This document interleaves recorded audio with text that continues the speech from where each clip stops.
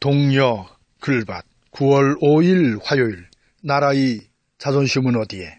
오늘 새벽에 저희 배친이신 강동건님께서 아주 귀한 말씀을 전해주셨습니다. 님은 북핵 보유 찬성 이유를 다음과 같이 짧게 말씀하셨습니다. 왜? 저들은 갖고 있으니까라고요. 너무도 단순한 까닭을 바로 내놓으신 셈입니다. 그리고 정말 진정진실로 지구의 평화를 바란다면 다 같이 핵을 없애야 한다고 덧붙였네요. 이처럼 북핵에 대한 백성들의 수준은 어느덧 이렇게 높아졌습니다.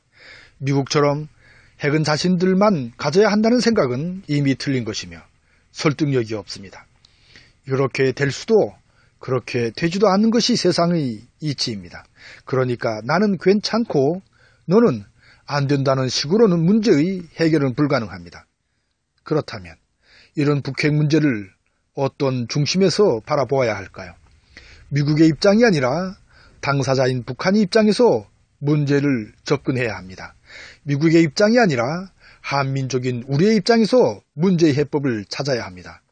미국의 장난질에 질질 끌려가서는 나라의 자존심을 결코 살릴 수 없으니까요. 미국은 갈등을 부추겨 검증되지도 않은 무기를 팔면 그만이니까요. 늘 희생을 당하는 것은 주변에 힘없는 나라들 뿐입니다. 이제는 북핵 문제를 풀어나가는 우리의 자세를 돌아볼 차례입니다. 북핵에 대하여 문재인 정권과 수급 꼴통들은 전혀 다르지 않은 것이 큰 문제입니다. 그러니까 보다 더 강력한 응징으로 북핵을 막으려고만 합니다. 그러니까 미국의 논리에 이끌려 마치 하수인의 짓거리 정도로 휘늉만 해댑니다. 그런 대응으로는 북핵의 해결도 우리의 자존심도 결코 지킬 수 없습니다. 문재인 정권이라면 마땅히 달라야 하지 않을까 하는 바람입니다. 안보에는 여야가 따로 없다고 해서 그 처방에 대한 생각도 같아야 하는 것은 아닐 테죠. 참으로 아쉬운 대목입니다. 사실 북핵 문제를 일으키는 것은 북한이 아니고 미국이니까요. 상대를 인정하고 평화 공존을 통하여 평화 교류를 하자는 지극히 당연한 요구는 묵살됩니다.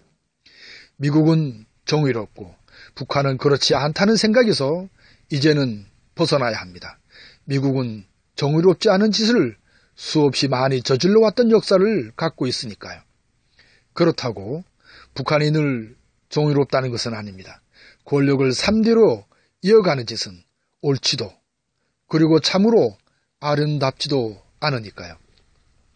어쩌면 북핵 문제는 우리나라의 나아갈 길을 깨닫게 해주는 좋은 기회일지도 모릅니다.